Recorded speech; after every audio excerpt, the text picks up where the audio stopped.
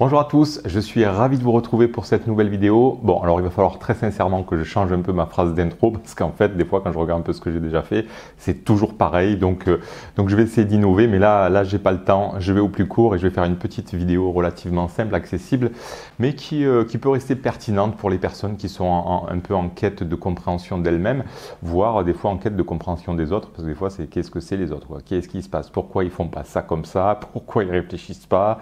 Et donc, on va parler un petit peu intelligence, alors pas forcément QI élevé ou autre, forme d'intelligence. Et c'est vrai que bon, voilà, vous le savez, maintenant les HP, les surdoués, les zèbres vont avoir souvent une forme d'intelligence, on va dire qualitativement différente, pas toujours supérieure. Après, c'est des personnes qui sont en principe relativement vives d'esprit. Alors je trouve que quand, par exemple, moi je suis relativement grand, alors il y a bien plus grand que moi, mais je fais un peu plus d'1,80 m. Et je trouve que c'est quand même assez intéressant de connaître sa taille. Vous voyez, c'est comme je sais pas, la taille de ses pieds. En fonction, quand on va commander des chaussettes ou si on doit les acheter, on va pas toujours les essayer. On connaît sa taille et donc forcément, on va acheter des chaussettes ou des chaussures adaptées à sa taille, par exemple. Ça évite d'avoir mal aux pieds, ça évite d'acheter des chaussures trop grandes dans lesquelles on va nager et dans lesquelles on va pas être forcément bien. Bon, ça c'est parce que c'est très facile à appréhender en fait, la taille. On le voit tout de suite, c'est extérieur, ça se voit et on peut quelque part, par comparaison, même si c'est pas une comparaison, vous voyez, c'est pas pour se comparer en plus ou en moins, mais juste par comparaison avec des références, se dire bah tiens, je suis plutôt grand et donc je vais avoir certains avantages dans ma vie par rapport à certains sports, pour aller, je sais pas, à chercher des produits dans les grandes surfaces quand ils sont un petit peu en hauteur sur les rayons. Vous voyez, moi ça m'arrive des fois d'aider une personne qui est voilà, un petit peu trop petite et je l'aide à attraper les choses qui sont placées un peu trop haut pour elle. Voilà.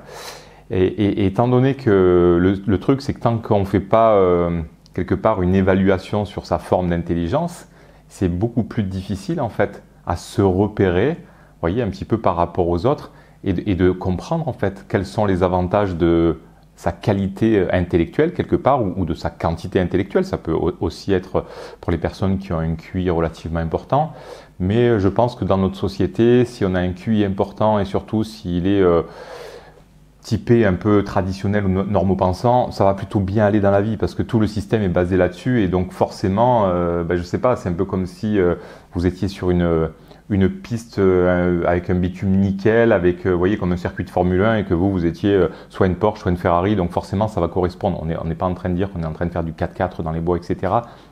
Donc tout le système étant construit sur une intelligence qui est similaire à la vôtre, si c'est votre cas, ou à la personne qui a ce QI élevé, normalement ça va être très facile pour elle d'avancer dans la vie, puisque tout ce qu'on va lui proposer finalement va rentrer dans ses cordes quelque part et elle va avoir beaucoup de facilité à utiliser un petit peu tout ce qu'elle doit utiliser dans sa vie, que ce soit pour faire les papiers, pour utiliser un ordinateur. Il y a beaucoup de choses qui sont construites sous une forme d'intelligence. Alors là, c'est vraiment l'idée, c'est juste d'éveiller un petit peu vos méninges sur cette notion de tiens, comment en fait on peut s'évaluer. Et c'est pas toujours évident, je vais pas forcément vous donner des solutions pour le faire, mais juste vous amener sur le fait de dire que oui, parfois c'est vraiment intéressant en fait de connaître quelque part sa forme d'intelligence, dans quelle dimension elle va pouvoir s'épanouir. Et puis aussi les inconvénients qu'elle peut avoir parfois. Moi, vous voyez, par exemple, ce que je peux constater, là, je ne suis pas en train de dire que ce sont des vérités, que ça a été prouvé, que c'est démontré par les spécialistes. C'est ce que j'observe dans ma vie de tous les jours, avec mes proches qui ont été parfois diagnostiqués, d'autres pas, mais je suis sûr que s'ils font le test, bingo, ils sont dedans. Et puis aussi sur moi-même, et puis voilà, vraiment à travers mon métier. Mais clairement, par exemple, moi, toutes les personnes qui avaient quand même une intelligence assez développée ou en tout cas une vraie vivacité d'esprit avec ce côté souvent où les personnes ont été diagnostiquées HP, que ce soit HPE ou HPI, bien que les HPE on les diagnostique pas vraiment en France en fait ou ailleurs, je sais pas, mais en tout cas c'est qu'il y a quand même des choses qui reviennent régulièrement. Alors par exemple, on pourrait parler des avantages, moi je vais vous parler des inconvénients. Les personnes par exemple qui sont très créatives et qui ont ces méninges qui s'activent très souvent, vont souvent être relativement anxieuses. Et je pense que c'est intéressant de faire le lien en fait entre l'anxiété et parfois une forme d'intelligence, mais exactement comme, je sais pas moi, une personne qui fait 1,80 m, va avoir beaucoup plus de difficultés je sais pas, à faire des choses s'il faut se baisser, passer dans des petits trous, s'il faut ramper, etc. Vous voyez, il va forcément y avoir des endroits où on va être moins à l'aise si on fait 1m80 que si on fait 1m60 et inversement. Et pour l'intelligence, je pense que c'est vraiment ça aussi. C'est à partir du moment où on commence à comprendre qu'on a une forme d'intelligence peut-être un peu différente ou peut-être un peu plus poussée et que c'est pas du tout pour se comparer et pour se valoriser, c'est juste que c'est comme une réalité et qu'on peut quelque part le valider, l'étalonner par rapport à d'autres personnes. Déjà, voilà, on va vraiment pouvoir prendre en considération aussi un peu les travers de cette forme d'intelligence. Pour moi, une personne qui est très vive d'esprit, qui comprend vite les choses, etc., si vous la mettez dans un travail routinier où elle va apprendre les choses en 3 jours, mais derrière, elle va s'ennuyer et puis elle va déprimer, clairement. Donc, c'est important de vraiment connaître un petit peu sa dimension psychologique et en termes d'intelligence pour ne pas se mettre soi-même dans des situations où on ne va pas arriver à faire comme les autres. Donc voilà, là, l'intelligence a vraiment aussi un peu c'est pas ses mauvais côtés, mais presque, on pourrait dire, surtout si on ne la connaît pas et qu'on l'utilise de travers en fait. Donc pour moi, voilà, vraiment, je fais un lien très régulièrement entre l'anxiété et l'intelligence. Je ne dis pas que toutes les personnes anxieuses ont ces caractéristiques intellectuelles, ce n'est pas mes propos, hein. Mais c'est assez souvent en fait. Forcément, si la personne est créative, si elle peut anticiper plein de choses, si elle a une bonne réflexion et que ses neurones s'activent sur tout un tas de trucs, c'est comme une puissance. Et cette puissance, si elle est mise dans un processus où on s'inquiète, où on anticipe tous les problèmes, etc., on va dire qu'on va s'inquiéter 10 fois plus que les autres et ça va créer vraiment une anxiété beaucoup plus importante que chez les autres. Ce que j'observe aussi beaucoup, c'est le doute, la remise en question, hein. Ça, c'est vraiment un critère qui pour moi est évident. Les personnes, souvent, qui ont été diagnostiquées, que j'accompagne, alors moi, c'est pas moi qui les diagnostique, mais des personnes qui ont fait des tests, que j'accompagne après, c'est quasiment systématique. Les personnes se remettent tout le temps en question, même là où à la limite il n'y a aucune raison qu'elles se remettent en question. C'est comme un réflexe, voilà, la personne va douter d'elle-même, est-ce que c'est pas moi vraiment qui ai mal fait? Vous voyez, cette capacité à se remettre en question, mais parfois un peu annexée.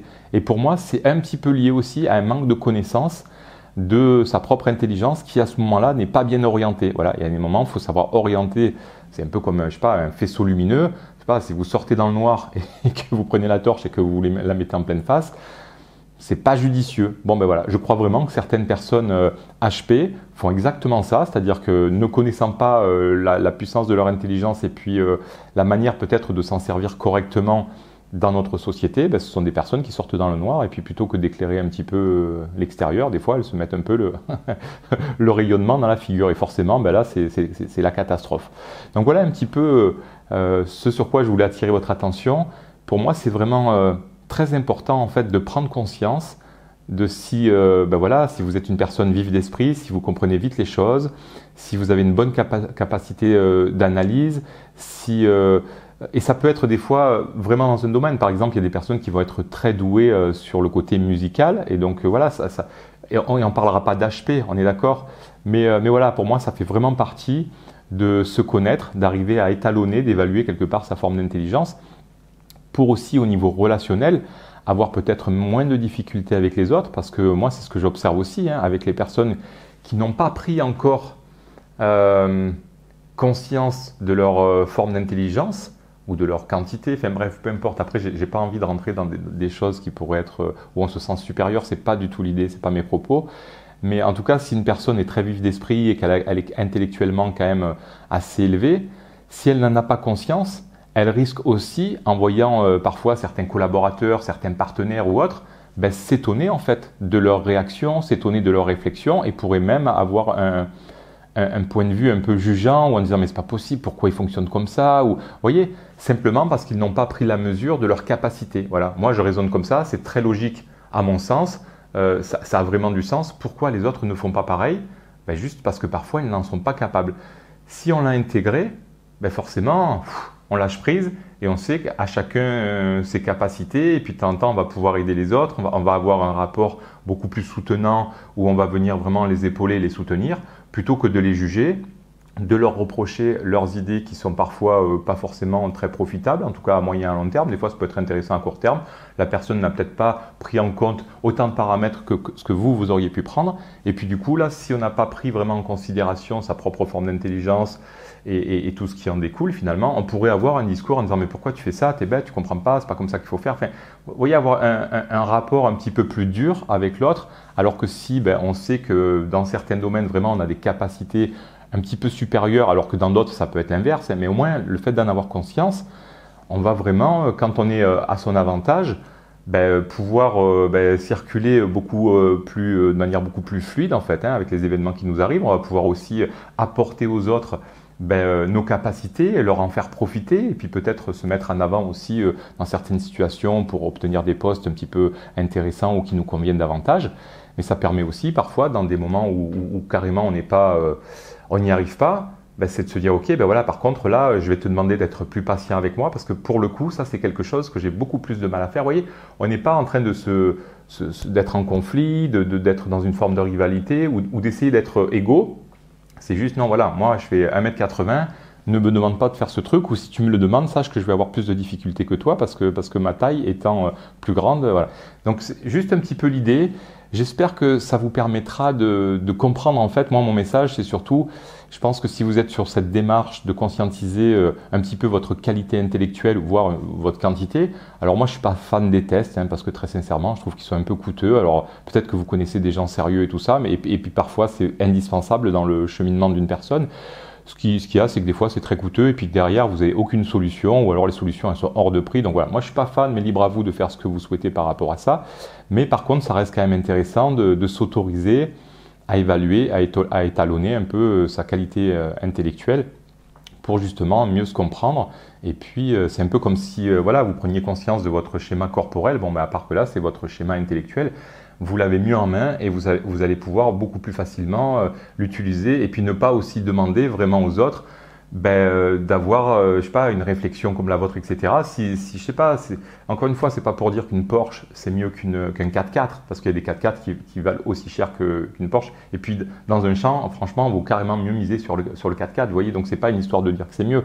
Mais si vous avez des capacités de Porsche intellectuelle, par exemple, voilà, faut vraiment pas vous retrouver dans un champ. Il y a des choses que vous pouvez pas faire. Faut éviter les trottoirs trop vite. Les dodans, vous êtes obligé d'aller passer tout doucement. Par contre, dès que la voie s'élargit un peu et dès que le bitume est relativement propre, là, vous allez pouvoir vous régaler et puis vraiment apporter, des choses pour vous-même et puis pour votre entourage, quoi. Bon, j'arrête là. En tout cas, j'espère vraiment que mon message est clair. Je veux surtout pas parler en termes de supériorité, d'infériorité ou quoi que ce soit. C'est surtout pour que vous puissiez mieux vous comprendre. Et mieux, un peu comme une pièce de puzzle, en fait, on va pouvoir se dire, voilà, moi j'ai cette forme, et par rapport au puzzle, je sais que je vais plutôt aller, si le ciel est tout bleu, et que, vous voyez, vous savez déjà que vous êtes dans le ciel, parce que vous êtes un puzzle bleu avec une certaine forme, et vous allez pouvoir vous rapprocher de plus en plus facilement, quelque part, de l'emplacement qui sera idéal pour vous, et qui sera aussi apprécié par les autres, parce que quand on est à sa place, en principe, on offre au monde vraiment les qualités qu'on a et que les autres n'ont pas forcément, et c'est vraiment là aussi où toute la magie de la vie pour moi prend sens. Donc voilà, j'espère que ma petite vidéo vous fera plaisir, qu'elle vous permettra de réfléchir à des choses auxquelles vous n'auriez peut-être pas pensé encore. N'hésitez pas à partager, n'hésitez pas à liker, ça permet à cette chaîne de monter un petit peu, vous voyez, dans les algorithmes et d'être plus connecté à d'autres personnes encore. Et puis n'hésitez pas à me contacter si vous avez besoin, et puis moi je vous dis à très bientôt pour une prochaine vidéo. Allez, bye bye, salut.